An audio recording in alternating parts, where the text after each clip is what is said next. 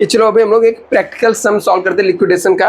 Page number 205 है, question number 6 है। नॉट्सवेल company करके आपको दिया हुआ सम मिला सबको। देखो सम में क्या लिखा है यहाँ पर, the balance sheet of Notswell company limited as on 31 December 2017 was as follow. Liabilities और असेट्स दिया हुआ है। तब ये जो असेट्स रहता है इसको बेचकर हम लोग को ये लाइबिलिटीज को क्या करना रहता है, पे करना होता है। तो यहाँ पर आपको असेट साइड में क्या क्या दिया हुआ है, लैंड एंड बिल्डिंग दिया है, अदर फिक्स असेट्स है, स्टॉक है, डेटर है और प्रॉफिट एंड लॉस है। तो प्रॉफिट एंड लॉस कोई भी असेट्स नहीं होता, ठीक है, वो हमारा एक तरीके से लॉस होता है। यहाँ पर लायबिलिटी साइड में आपको दिया है प्रेफरेंस शेयर्स कैपिटल है, इक्विटी शेयर्स है, बैंक लोन है, 10% डिबेंचर है, इंटरेस्ट आउटस्टैंडिंग ऑन डिबेंचर है, क्रेडिटर है। मतलब ये सब आइटम आपको दिए हुए हैं लायबिलिटी साइड में। लिखा the company went into liquidation, बोलता कंपनी लिक्विडेशन के लिए जा रही है, कंपनी बंद होने जा रही है, लिक्विडेशन के लिए जा रही है। On that date prepare the liquidator statement of accounts, आपको लिक्विडेटर स्टेटमेंट ऑफ अकाउंट्स बनाना है। After taking into accounts that the following, कुछ डेटा आपको दिया हुआ है यहाँ पे। Liquidation expenses and liquidator remuneration amounted to rupees 3000 and 10,000। बोलता लिक्विडेशन के खर्चे कितने जाएंगे, 3000, और लिक्विडेटर का रेम्यूनरेशन कितना जाने वाला है, 10,000 जाने वाला है, दोनों खर्चा। और मैंने बताया था पेमेंट करते समय ये दोनों खर्चे को पहले पेमेंट करना होता हम लोग को।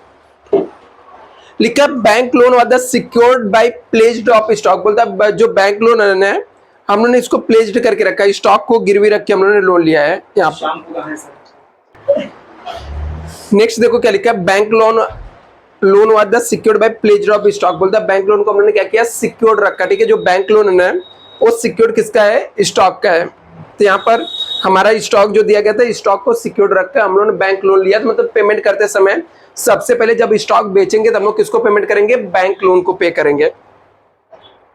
Debentures and interest thereon are secured by the floating charges on all the assets, बोलता जितने भी डिबेंचर्स हैं, debentures and interest thereon secured by floating charges of all the assets. तो ऐसा जस्ट इंफॉर्मेशन दिया कि हर एक assets को जब बेचेंगे तो डिबेंचर को हम लोग को पेमेंट करना है, वो सिक्योर्ड नहीं होता, वो फ्लोटिंग चार्जेस, मतलब कि यदि जब अनसिक्योर्ड लोन को पेमेंट करने जाएंगे तो सबसे पहले डिबेंचर को पे करेंगे हम लोग। आगे लिखा fix assets were realised at the book value, book value मतलब जो वैल्यू में दिया रहता है उसी वैल्यू में आपको फिक्स एसेट्स को बेचना है। And the current assets of 80% of book value, और जितने भी करंट एसेट्स रहेंगे उनको कितने में सोल्ड करना है, 80% ऑफ बुक वैल्यू। चलो हम लोग को स्टेटमेंट बनाना है, हम लोग सबसे पहले फॉर्म में ड्रॉ कर देते हैं।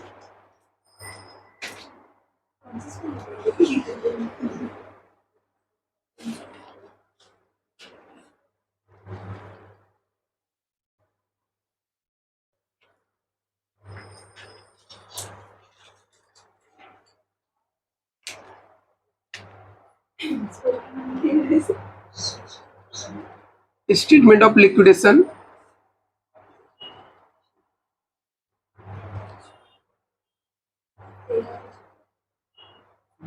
इस साइड रिसिप्ट लिखने का और इस साइड पेमेंट, रुपीस। अभी देखो सबसे पहले उसने क्या बोला था, फिक्स एसेट्स को हम लोग किस में सोल्ड करेंगे, बुक वैल्यू में सोल्ड करने वाले हैं। तो जो भी फिक्स एसेट्स उसको यहां पर लिख दो, टू सैंडरी एसेट्स लिखने का और इसके अंदर सब एसेट्स लिखने का। फर्स्ट एसेट्स क्या दिया, लैंड एंड बिल्डिंग दिया है, तो लैंड एंड बिल्डिंग को उसने किसमें बोला, सोल्ड करेंगे हम लोग बुक वैल्यू में। तो लैंड एंड बिल्डिंग का अमाउंट कितना है, 25,000 में सोल्ड किया। नेक्स्ट क्या है, अदर फिक्स एसेट्स है, वो कितने में आएगा, 2 लाख में आएगा, क्योंकि उसने बुक वैल्यू पे बोला था। अदर फिक्स एसेट्स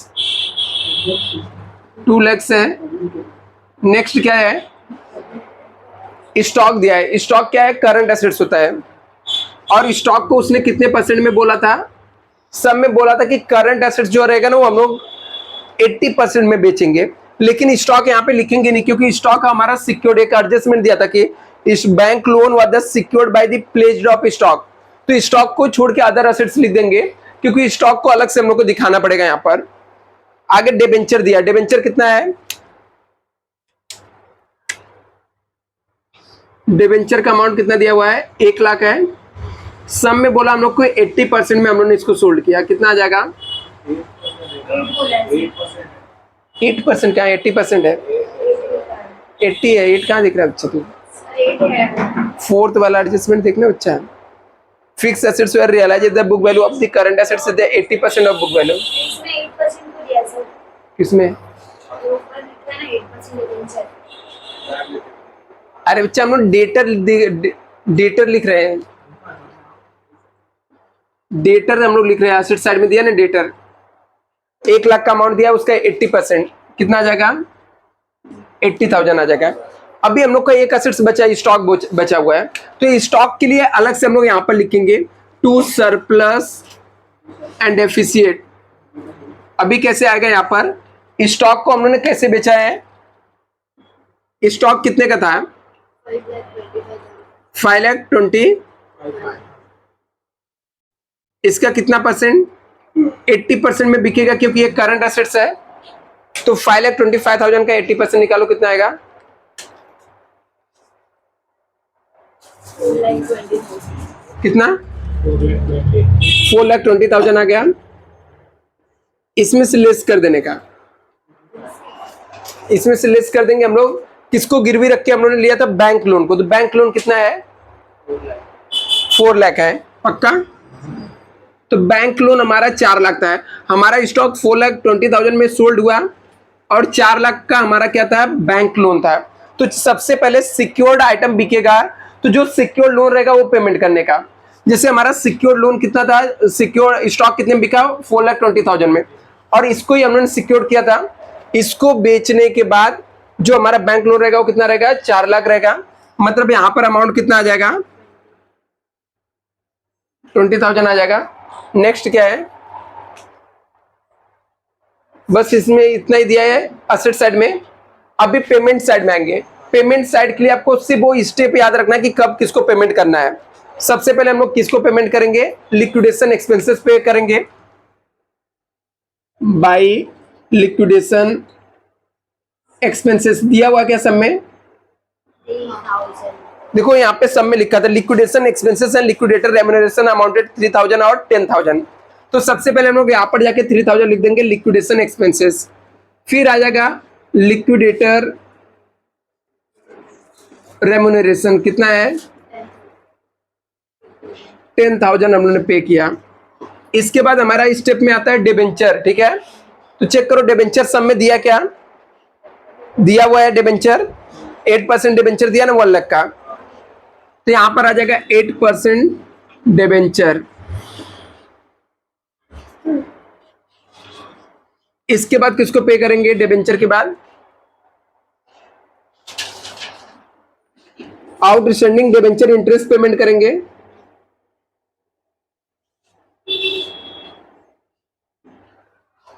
तो आउटस्टैंडिंग डिबेंचर इंटरेस्ट देखो कितना दिया हुआ है। इंटरेस्ट आउटस्टैंडिंग ऑन डिबेंचर दिया हुआ है, कितना है? 8,000 है।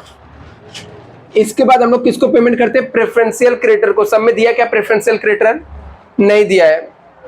नहीं दिया तो नहीं पेमेंट करेंगे, ठीक है? क्योंकि प्रेफरेंशियल क्रेडिटर के बारे में कुछ बोला था कि एडजस्टमेंट में कुछ भी नहीं बोला है। तो इसके बाद नंबर आ जाता है क्रेडिटर का। किसका आ जाएगा? क्रेडिटर को। तो हम लोग यहाँ पर बाय क्रेडिटर लिख के क्रेडिटर को पेमेंट कर देंगे। क्रेडिटर कितना है? 2 लाख है। अभी चेक करने का, चेक करते चलने का, हमारे पास पैसा बचा क्या तभी आगे पे कर पाएंगे। तो हमेशा चेक करते हुए चलने का। तो हमारे पास पैसा आया कितना था? ये सब का टोटल मारो। 25,000 प्लस 2 लाख प्लस 80,000 प्लस 20,000।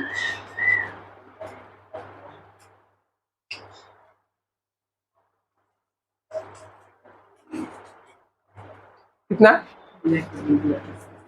3,25,000। अभी 3,25,000 में से जो कुछ भी हम लोगों ने पेमेंट करते गए ये सब माइनस कर दो।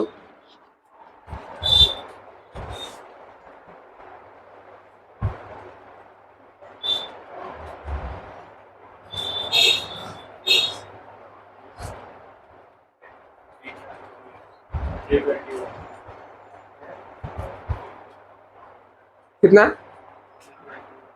तो 3,21,000 इसमें से माइनस कर दो। अभी कितना बचा हुआ है? 4,000 बचा है। अभी हम लोग किसको पेमेंट करेंगे? क्रेडिटर के बाद कौन बचा है?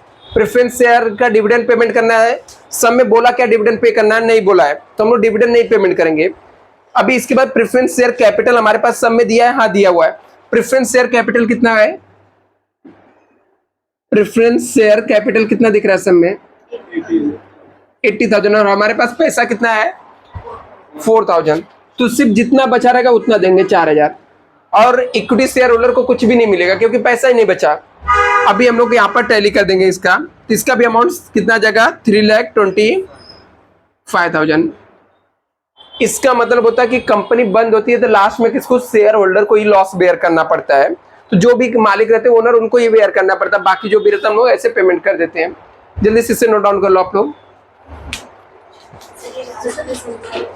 कौन सा, देखो बच्चा, हम लोग पेमेंट करते आते, पेमेंट करते जब पैसा बचा रहता है, मान ले हमारे पास 2 लाख रुपए बचा रहता है, तो हम लोग 80,000 पूरा का पूरा पेमेंट कर देते हैं प्रेफरेंस शेयर होल्डर को। बट पैसा ही नहीं बचा ना, हमारे पास टोटल 3,25,000 था, और ऊपर ये सबको पेमेंट करते हैं तो पैसा ही उतना ही दे पाएंगे क्योंकि हमारे पास पैसा नहीं बचा। पैसा बचा रहता तो हम लोग आगे पे कर पाते थे।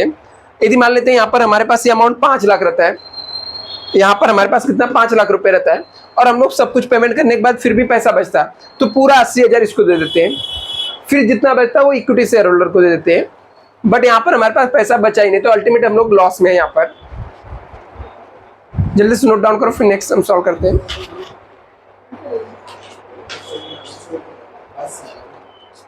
एक समय लोग को और करा लेने दे फिर।